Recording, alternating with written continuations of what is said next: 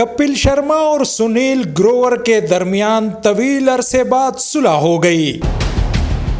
मारूफ भारतीय कॉमेडियन कपिल शर्मा और साथी अदाकार सुनील ग्रोवर के दरमियान तवील अरसे बाद सुलह हो गई।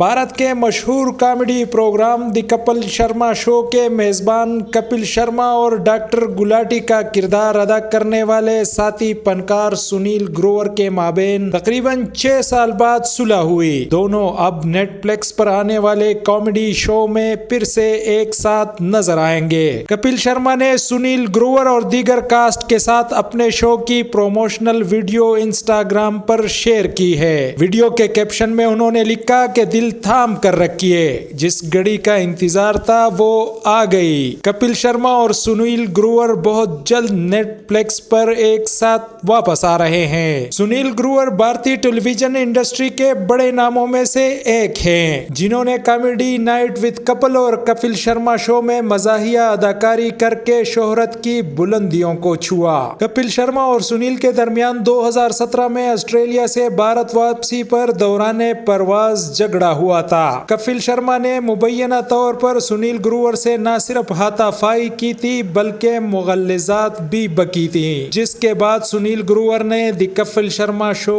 छोड़ दिया था।